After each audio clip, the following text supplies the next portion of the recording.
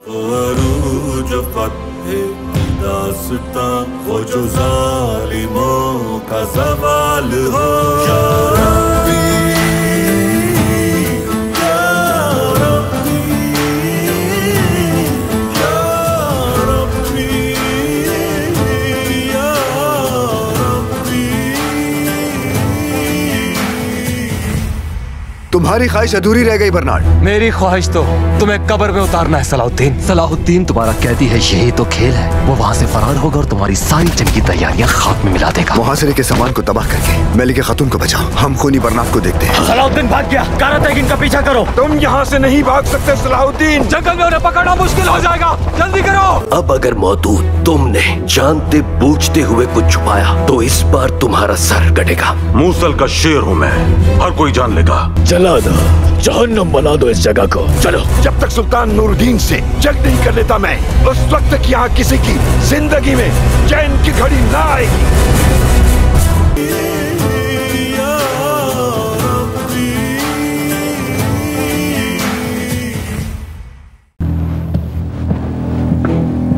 मेरी मालिका, सुल्तान नूरुद्दीन और दौलत के दरमियान जंग की आग भड़का चुका हूँ मैं गजा को बचाने की कोशिश कर रही हूँ यहाँ, और तुम उसे सल्जूकों के हवाले कर रहे हो। गजा की हाकमियत की रिश्वत काम कर गई। अच्छी तरह सिखा दूंगा तुम्हें कि सियासत किसे कहते हैं। वो हमसे मुकाबला करने की सोच रहे हैं, लेकिन सल्जूकों से कभी नहीं लड़ सकते। बर्नार्ड का मंसूबा उलट कर रख देंगे। हम उसे गिरफ्तार करके दौलत के कदमों में फेंक देंगे। दौलत सच्चाई जानने के बाद बर्नार्ड से जंग करेगा, हमसे नहीं। बर्नार्ड की नक्लो हरकत से मुत्तला करते रहे हमें। दौलत सच्चाई जानने के बाद बर्नार्ड से जंग करेगा, हमसे नहीं।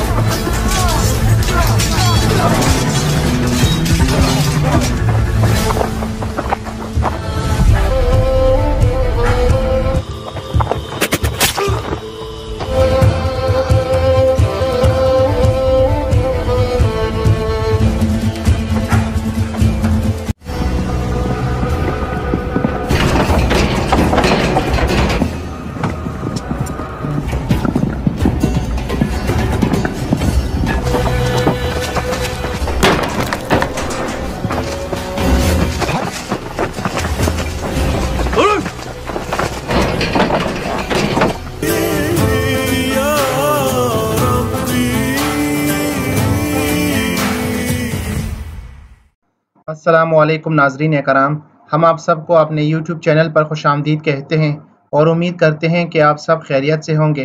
ناظرین کرام، آج کی اس ویڈیو میں ہم سلطان صلاح الدین ایوبی سیزن 1 کے نئے ایپیسوڈ کے بارے میں بات کریں گے، اور آج کے اس ایپیسوڈ کے آغاز میں ہم دیکھیں گے ہمیں اسقلان کا منظر سامنے آتا ہے، جہاں پر ایک شخص مودود سے کہہ رہا تھا شہزادے دولت نے شام کا محاصرہ کر رکھا ہے حضور، جنگ تیار کڑی ہے۔ مودود کہتا ہے میں نے آغا سلطان کو کہا تھا آپ دولت سے نہیں نمٹ سکتے، نتیجہ سب کے سامنے ہے، انہوں نے دارالحکومت کا محاصرہ کر لیا۔ ان کا ساتھی کہتے ہیں سب کی عقل چیتے کی طرح تیز نہیں ہوتی حضور، اگر آپ ہوتے تو کیا ایسا ہوتا، مگر انہوں نے ہمارے ہاتھ سے سب کچھ چھین لیا۔ مودود کہتا ہے میں ابھی بھی اس ریاست کا ولی عہد ہوں اور ریاست کو بچانے کے لیے ہر قدم اٹھانے کا حق ہے مجھے۔ پھر مودود کھڑے ہو جاتا ہے، کہتا ہے چیتے کے میدان میں اترنے کا وقت ہو چکا ہے، چلو۔ یہ کہہ کر وہ دونوں وہاں سے روانہ ہو جاتے ہیں، اور اس کے بعد ہمیں شام کا منظر سامنے آتا ہے، جہاں پر شہزادہ دولت صلاح الدین ان کے سپاہیوں کو گرفتار کر کے اپنی قرارگاہ کی طرف لے آتے ہیں۔ اسی دوران کاراتیگن کہہ رہا تھا تولپار ہوا کی طرح تیز میرا گھوڑا، مجھے اس کی بہت یاد آ رہی ہے۔ عزیز پوچھتے ہیں وہ کیوں کاراتیگن کہتا ہے یہ ایک روایت ہے، جب کوئی بہادر مرتا ہے تو اس کے گھوڑے کو بھی مار کر اس کے ساتھ دفنا دیا جاتا ہے، پھر اس کی روح اس کے گھوڑے کی روح پر سوار ہوتی ہے۔ افسوس بیچارہ گھوڑا میرے وجہ سے مارا جائے گا، اس کی تو عمر بھی بہت کم ہے۔ صلاح الدین کہتا ہے نا امید مت ہو کاراتیگن۔ اتنے میں سامنے سے شیرکو اور ان کے سپاہی پہنچ جاتے ہیں، کہتے ہیں صلاح الدین ہاں؟ شیرکو کہتا ہے انہیں چھوڑ دے شہزادے دولت۔ دولت کہتا ہے چھوڑ دوں گا شیرکو، چھوڑ دوں گا، مگر نور الدین زنگی کے سامنے مار کر اس کی لاش اس کے سامنے پھینک دوں گا۔ اس پر شیرکو اور ان کے سپاہی اپنی تلواری نکال کر کہتے ہیں میرے بھتیجے کو مارنے سے پہلے آپ کو میری لاش پر سے گزرنا ہوگا۔ دولت کہتا ہے تو پھر میں پہلے تمہیں مار دیتا ہوں۔ اس کے بعد ان کے درمیان لڑائی شروع ہو جاتی ہے۔ صلاح الدین کہتا ہے رک جائیے چچا، رک جائیے، لیکن ان کے درمیان لڑائی جاری ہوتی ہے۔ صلاح الدین کہتا ہے تلواریں نیچے کر لے، ہم چاہتے ہیں کہ خون بہا نہ ہو، تلواریں چھوڑ دے۔ پھر وہ سب پیچھے ہٹ جاتے ہیں۔ شیرکو کہتے ہیں یہ سلطان کے سامنے تمہیں مارنا چاہتا ہے بھتیجے۔ صلاح الدین کہتا ہے آپ سلطان کو صورتحال سے آگاہ کرے، تلواریں نیچے کر لے، میری زندگی اتنی اہم نہیں، مذاکرات کیے جا سکتے ہیں۔ دولت کہتا ہے انتقام میں کوئی مذاکرات نہیں ہوتے، اگر آپ نے مجھے صلاح الدین کہتا ہے اگر آپ نے مجھے سلطان کے سامنے ہی کر لے جانا ہے تو روایت کی پاسداری کرے۔ دولت کہتا ہے روایت کی تکمیل انتقام اور جنگ سے ہوگی۔ شیرکو کہتا ہے ان سے روایت پوری کرنے کی توقع نہیں کی جا سکتی بھتیجے۔ صلاح الدین فرماتے ہیں تو پھر ہمیں ہی روایت کی پاسداری کرنی چاہیے، چاہے میں ہمیں اپنی ہی جان کیوں نہ دینی پڑے۔ آپ میری بات مانیے چچا، سلطان محترم میری بات سمجھ جائیں گے۔ ادھر شہزادی وکٹوریہ غصے میں تھی، کہہ رہی تھی صلاح الدین کو قتل کرنے کے بجائے تم نے اسے دولت کے حوالے کیوں کر دیا ہاں؟ برنارد کہتا ہے میں بھی اسے وہاں پر مارنا چاہتا تھا، مگر وہ اس بات پر بضد رہا کہ نور الدین کے سامنے ماروں گا۔ ان قریب صلاح الدین کی موت کی خبر موصول ہو جائے گی، جنگ شروع ہوئی، ہمیں یہ شادی مکمل کرنی چاہیے۔ شہزادی وکٹوریہ کہتی ہیں یہ کافی نہیں تھا کہ انہوں نے ہمارے دارالحکومت میں داخل ہو کر ہماری شادی برباد کر دی، اوپر سے زنگیوں اور سلجوکیوں میں ابھی تک جنگ شروع نہیں ہوئی، اور تم ان سب چیزوں سے قطع نظر ابھی تک شادی کی بات کر رہے ہو۔ ایلیسا کہتی ہے تمہارے ماں نے ہمارے باپ کو مار ڈالا، مگر ہم پھر بھی وعدہ نبھاتے ہوئے تخت کی حفاظت کر رہے ہیں۔ وکٹوریہ کہتی ہیں تم اپنی حد میں رہو۔ ایلیسا کہتی ہیں اپنی حد پار تم کر رہی ہو، اپنا وعدہ نبھاؤ، برنارد سے شادی کرو، ورنہ ہم یہاں سے چلے جائیں گے اور تمہارا تخت بھی نہیں رہے گا جس پر تم بیٹھ سکو، پھر تم قدس کو اور اپنی ختم نہ ہونے والی خوبصورتی کو الوداع کہہ دینا۔ برنارد کہتا ہے میرے خیال سے اب بات واضح ہو چکی ہے ملکہ۔ وکٹوریہ کہتی ہیں شادی کی تقریب مکمل کی جائے۔ اس کے بعد ہمیں شام کا منظر سامنے آتا ہے، جہاں پر سلطان فرماتے ہیں اگر اس دولت نے صلاح الدین کو گرفتار کر لیا تھا پھر تم لوگوں نے اس کی گردن کیوں نہ اڑا دی؟ شیرکو کہتے ہیں صلاح الدین نے منع کر دیا سلطان محترم۔ سلطان پوچھتے ہیں کیا مطلب منع کر دیا؟ شیرکو کہتے ہیں تاکہ کوئی خون بہا نہ ہو اور جنگ شروع نہ ہو۔ اس کا کہنا ہے کہ سلطان محترم کو مذاکرات کرنے چاہیے، وہ لوگ شام کے سامنے آپ کے منتظر ہیں۔ سلطان نور الدین زنگی غصہ ہو کر کہتے ہیں دولت نے جنگ کا فتہ جلا کر رکھ دیا، مگر میں اسے جلا کر راکھ کر دوں گا۔ یہ کہہ کر وہ فوراً وہاں سے روانہ ہو جاتے ہیں۔ اس کے بعد ہمیں غزہ میں صلاح الدین کے قبیلے کا منظر سامنے آتا ہے، جہاں پر فاطمہ خاتون کہہ رہی تھی ہائے میرا بیچارہ یوسف پھر سے اندھیرے کنویں میں گر گیا۔ ان کی بیٹی کہتی ہیں بائی کو دولت کے رحم و کرم پر نہیں چھوڑ سکتے۔ توران شاہ کہتے ہیں تو پھر ہم کس چیز کا انتظار کر رہے ہیں، جا کر دولت کی قرارگاہ پر حملہ کر دیتے ہیں اور اسے چھڑا لیتے ہیں۔ سوریہ خاتون کہتی ہیں چاہے وہ کتنے ہی اندھیر کنویں میں چلے جائے یا زمین کی گہرائیوں میں چھپ جائے، ہم صلاح الدین کو ان کی قید سے بچا لیں گے۔ ایوب صاحب کہتے ہیں پہلے سب پرسکون ہو جائے، غصے میں کیا گیا فیصلہ نقصان کا باعث بنتا ہے۔ میں جا کر سلطان سے بات کرتا ہوں، پھر ہم کوئی راستہ نکال لیں گے۔ ان کی بیٹی کہتی ہے مگر آپ باہر کیسے جائیں گے بابا؟ دولت کے سپاہی ہر طرف کھڑے ہیں۔ ایوب صاحب کہتے ہیں میں بھی اپنے سپاہیوں کو لے کر ساتھ جاتا ہوں۔ توران شاہ کہتے ہیں میں بھی اپنے سپاہیوں کو لے کر ساتھ جاتا ہوں اگر دولت کے سپاہیوں کو مارا گیا۔ فاطمہ خاتون کہتی ہیں اگر دولت کے سپاہیوں کو مارا گیا تو دولت زیادہ تیش میں آ جائے گا، اگر اس نے صلاح الدین کو اس وجہ سے مار ڈالا تو کیا ہوگا؟ توران شاہ کہتے ہیں آپ بے فکر ہو جائے والدہ، ہم بھائیوں کا خون نہیں بہائیں گے، محافظوں کو بے ہوش کر کے چلے جائیں گے۔ ایوب صاحب کہتے ہیں چلو ٹھیک ہے پھر جلدی کرو، یہ کہہ کر وہ دونوں ایک طرف روانہ ہو جاتے ہیں۔ ادھر شام کے سامنے دولت نے صلاح الدین اور ان کے سپاہیوں کو گرفتار کر لیا تھا اور ان کے سامنے پیش کر دیا تھا، تو وہاں پر مرکزی دروازے سے سلطان اور ان کے سپاہی باہر آ جاتے ہیں۔ کہتے ہیں صلاح الدین تم دشمن کی چال کا شکار ہو کر غلط جگہ پر تلوار اٹھا رہے ہو دولت، مگر اس مرتبہ تم نے حد پار کر دی، اب یہ تلوار پلٹ کر تمہاری ہی گردن کاٹے گی دولت۔ دولت کہتا ہے مگر میرا ارادہ تو صلاح الدین کی گردن کاٹنے کا ہے، یہ حقدار تو نہیں تھا، مگر میں پھر بھی روایت کی پاسداری کر رہا ہوں، تلوار چلانے کے بجائے مذاکرات ہی بہتر ہے۔ صلاح الدین بھی کہتے ہیں ٹھیک ہے راہ ہے، تلوار چلانے کے بجائے مذاکرات ہی بہتر ہے سلطان محترم۔ سلطان کہتے ہیں میں کس بات پر مذاکرات کروں صلاح الدین، اس نے ملکہ خاتون کو قید کر رکھا ہے، تمہیں گرفتار کر لیا، اب اس غافل کو تلوار کے علاوہ کوئی زبان سمجھ نہیں آئے گی۔ صلاح الدین کہتا ہے ہماری اتنی کوششیں راگاہ چلی جائے گی میرے سلطان، ہم چاہے مظلوم بن جائے مگر بلا وجہ خون بہا کر دشمن کو ہنسنے کا موقع نہیں دینا چاہیے۔ یہ سن کر سب حیران ہو جاتے ہیں۔ پھر سلطان فرماتے ہیں بتاؤ ملکہ کی واپسی اور صلاح الدین کی جان بخشنے کے بدلے تم کیا چاہتے ہو؟ اور کھارا بھی۔ کھارا کہتا ہے میرے سلطان کھارا کی جان بخشی کی قیمت بھی پوچھ لیں۔ دولت کہتا ہے اپنے بیٹے کی روح کا سکون دینے اور اپنی انتقام کی آگ کو ٹھنڈا کرنے کے لیے میرا صرف ایک شرط ہے، تمہیں میری بیعت کرنا ہوگی اور میرے بیٹے کے قتل کے بدلے خون بہا کی رقم ادا کرنا ہوگی۔ سلطان غصہ ہو کر کہتے ہیں میں کسی کی بیعت نہیں کرنے والا، میں نے تمہیں پہلے بھی کہا تھا، موقع کا فائدہ اٹھانے کی کوشش مت کرو۔ دولت کہتا ہے اگر تم نے ابھی انکار کیا تو صلاح الدین مارا جائے گا، میری موت صرف میری موت نہیں۔ صلاح الدین کہتا ہے میری موت صرف میری موت نہیں، ہزاروں مسلمانوں کی امیدوں کی موت ہے، ہمارے اور سلجوکیوں کے درمیان جنگ شروع ہو جائے گی، شہزادے دولت کی پیشکش قبول کر لے، اس جنگ کو روک دے۔ سلطان کہتے ہیں تم ایسا کہہ سکتے ہو صلاح الدین، ہم نے یہ ریاست اپنا خون پسینہ بہا کر قائم کی ہے، تم اس بات کے سب سے بڑے گواہ ہو، دشمن کے جھوٹے الزام کے سبب تم مجھے سر جھکانے کا کیسے کہہ سکتے ہو؟ صلاح الدین کہتا ہے اپنے دشمنوں کو ختم کرنے کے لیے ہم پر لگے الزام کو دھونے کے لیے ہمیں وقت درکار ہے۔ دولت کہتا ہے میں تو صلاح الدین کو مارنے کے لیے تیار ہوں، اگر تم اس کی زندگی چاہتے ہو تو فیصلہ کر لو نور الدین زنگی کہتا ہے ٹھیک ہے قبول ہے، میں تمہاری بیعت کروں گا، خون بہا کی رقم بھی ادا کریں گے۔ دولت کہتا ہے یہ صلاح الدین تمہارے لیے کتنا اہم ہے، اس کی خاطر تم نے اپنی ریاست کو جھکانا قبول کر لیا، ٹھیک ہے پھر بیعت کرو۔ نور الدین زنگی کہتا ہے یہ ایک ریاستی معاملہ ہے، مجھے ریاستی ارکان کو جمع کرنا ہوگا، وقت درکار ہے۔ دولت کہتا ہے تمہارے پاس سورج غروب ہونے تک کی مہلت ہے، اگر تم نے میری بیعت نہ کی اور خون بہا کی رقم ادا نہ کی تو صلاح الدین مارا جائے گا اور جنگ شروع ہو جائے گی۔ اور اس طرح یہاں پر آج کے اس ایپیسوڈ کا ہو جاتا ہے اختتام۔ ملتے ہیں نیکسٹ ایپیسوڈ کے ساتھ، دعاؤں میں یاد رکھیے گا۔ اللہ حافظ۔ ناظرین کرام، اگر آپ سلطان صلاح الدین ایوبی سیزن 1 کے مزید ایپیسوڈز ہمارے یوٹیوب چینل پر دیکھنا چاہتے ہیں تو آپ ہمارے اس یوٹیوب چینل کو لازمی سبسکرائب کیجئے اور بیل نوٹیفیکیشن کو لازمی آن کیجئے، کیونکہ ہم جیسے ہی نیکسٹ ویڈیو اپلوڈ کریں گے آپ کو سب سے پہلے نوٹیفیکیشن ملے گی اور آپ سب سے پہلے ہماری ویڈیو دیکھ پائیں گے۔ اگر آپ کو آج ہماری ویڈیو اچھی لگے تو ویڈیو کو ضرور لائک کریں اور اپنے دوستوں کے ساتھ شیئر کریں، اور اگر آپ کچھ پوچھنا چاہتے ہیں یا اپنی رائے کا اظہار کرنا چاہتے ہیں تو کمنٹ باکس میں کر سکتے ہیں، ہم آپ کے رائے اور سوال کا جواب ضرور دیں گے۔ تب تک کے لیے اللہ حافظ۔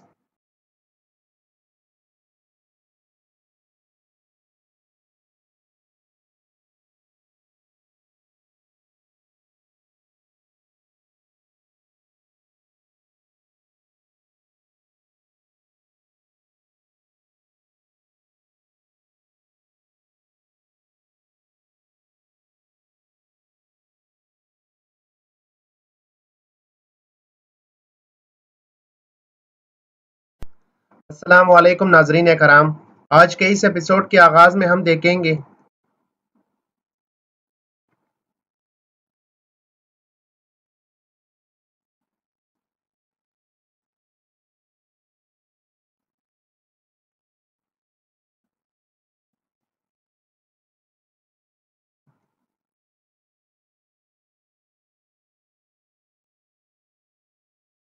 ایوب صاحب غزہ میں سلطان کے پاس آتے ہیں اور کہتے ہیں سلطان ایمن۔ سلطان پوچھتے ہیں کہاں ہے صلاح الدین ایوب؟ ایوب صاحب فرماتے ہیں وہ جلدی چلا گیا اور قبیلے میں واپس نہیں آیا سلطان ایمن۔ سلطان غصے میں فرماتے ہیں ایسے اوقات میں اسے غائب نہیں ہونا چاہیے، دولت کا بیٹا قتل ہوا ہے، انہیں اس کے ساتھ صلاح الدین ملا۔ ایوب صاحب فرماتے ہیں واضح ہے کہ وہ کچھ جانتا ہے، خود کو بری کرنے کی کوشش کر رہا ہوگا سلطان ایمن۔ سلطان پوچھتے ہیں وہ یہ کیسے کر سکتا ہے ایوب؟ ہم نے آج غزہ پر حملہ کرنے کا منصوبہ بنایا ہے، دولت نے ہمارے خلاف جنگ کا اعلان کیا ہے، کل قیامت کھڑی ہو جائے گی، وقت نہیں ہے ہمارے پاس۔ ایوب صاحب کہتے ہیں صلاح الدین کسی چیز کا اندازہ لگائے گا سلطان محترم، اس دوران آپ کو شہزادے دولت کو پرسکون کرنا چاہیے۔ سلطان فرماتے ہیں اسے پرسکون نہیں کیا جا سکتا، جنگی تیاریاں بھی شروع کر دے اس نے، چیزیں اور پیچیدہ ہو جائیں گی ایوب، وہ تمہارے قبیلے کے اوپر بھی حملہ کریں گے، فوری طور پر تدابیر اختیار کر لو۔ ایوب صاحب فرماتے ہیں جیسے آپ کا حکم سلطان من۔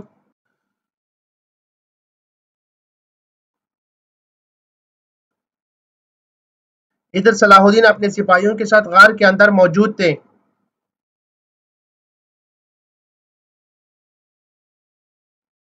تو بزرگ سپاہی ان کے پاس آتے ہیں اور کہتے ہیں امیر محترم، قدس کے قریب سے سرحدی غازیوں نے خبر بھیجی ہے، برنات نامی کافر نے شادی کی تیاریاں شروع کر دی ہے۔ صلاح الدین کہتا ہے وہ یہاں وکٹوریہ سے شادی کرنے آیا تھا، دراصل ہمیں اور سلجوکیوں کو ایک دوسرے کے خلاف کر کے اس نے اسے قائل کر لیا لگتا ہے۔ یہ شادی ہمارے لیے موقع ہے ساتھیوں، کل قدس میں داخل ہو کر برنات کو اغوا کریں گے۔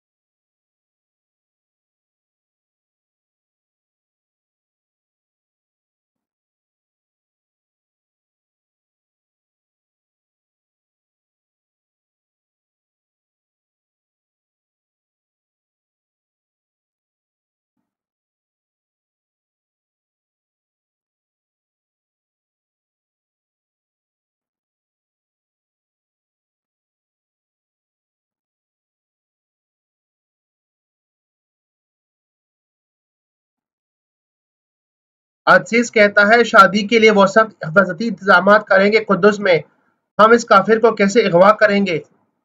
صلاح الدین فرماتے ہیں ان کی تدابیر سے قطع نظر ہم راستہ تلاش کر لیں گے۔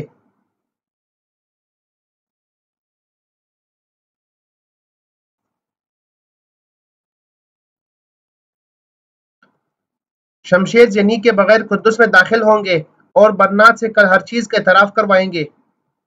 یہ کہہ کر وہ سب وہاں سے روانہ ہو جاتے ہیں۔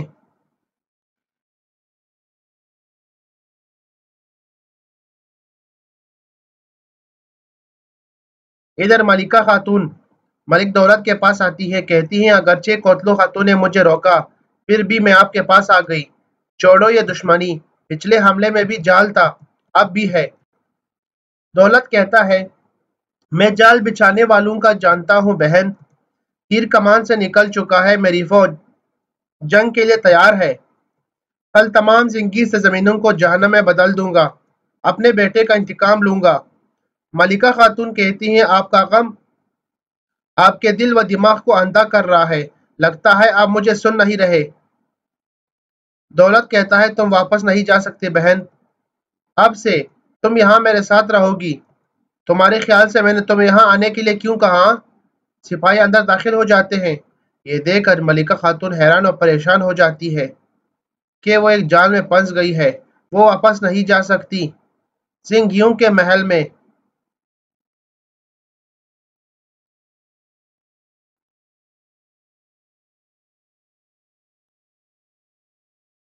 मलिका खातून हैरान हो जाती है, कहती है क्या क्या बात कर रहे हो दौलत, ये चीज मुझे किस मुसीबत में डालेगी जानते हैं? दौलत कहता है तमाम जिंगी सरजमीनों को जलाकर कंधों पर सर नहीं छोड़ूंगा। मेरी बहन हो तुम, मेरा खून हो, नहीं चाहता कि तुम्हें नुकसान पहुंचे। मलिका खातून कहती है बिल्कुल नहीं दौलत, मुझे यहाँ रखा तो हालात बहुत खराब हो जाएंगे, नूरुद्दीन पागल हो जाएगा।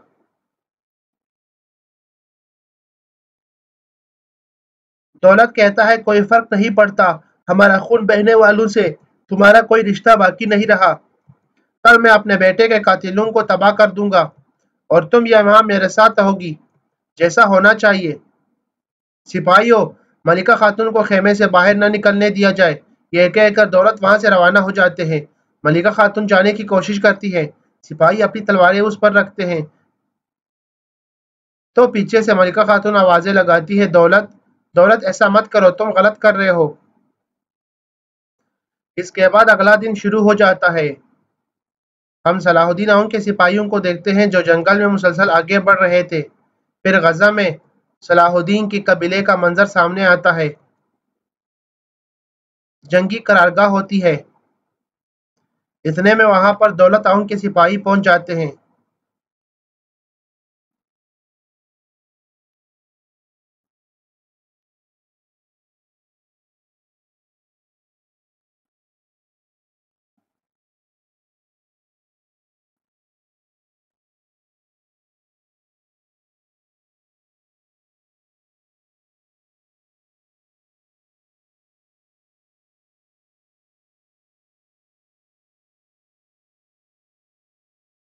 तो शाहीन शाह आवाज लगाते हैं, हमला होने वाला है, इकट्ठे होकर मुस्तैद हो जाओ।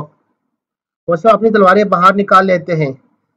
दौलत गुस्से में था, आकर अपने घोड़े से उतरता है और आकर अयूब साहब से पूछते हैं सलाहुद्दीन कहाँ है?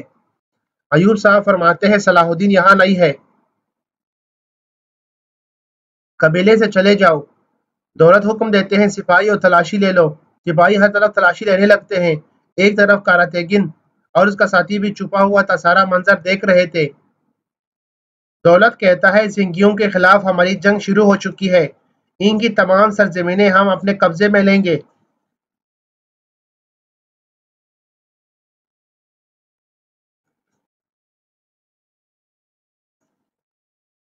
शाहीन शाह कहते हैं तुम्हारे कबीले समेत इस कबीले पर तुमसे बड़े बदमाश भी कब्जा करने आए, सबको अपनी तलवारों के जरिए यहाँ से भगाया। दौलत कहता है तुम्हारे ख्याल से तुम सलजोकियों को धमका सकते हो बेगैरत? शाहीन शाह कहते हैं अजीम सलजोक बस एक छोटे से कबीले से ही लड़ सकते हैं, जिंगियों से खौफजदा होकर हमारे ऊपर हमला कर रहे हो। वो आगे बढ़ने की कोशिश करते हैं। अयूब साहब कहते हैं खबरदार, तलवार बाहर निकाली तो पहले मुझे मारना पड़ेगा। दौलत कहता है सब कीमत चुकाएंगे, लेकिन पहले सलाहुद्दीन चाहिए मुझे। फिर सिपाही वहां पर आते हैं, कहते हैं सलाहुद्दीन यहाँ नहीं है अमीर हजरत। दौलत कहता है सलाहुद्दीन को ढूंढते ही कत्ल कर दूंगा, अब शाम का मुहासरा करने जा रहा हूँ, नूरुद्दीन जिंगी को सजा दूंगा, तुम्हारे कबीले का मुहासरा करूंगा, बाहर निकलने की कोशिश करने वाले हर शख्स को कत्ल कर दूंगा।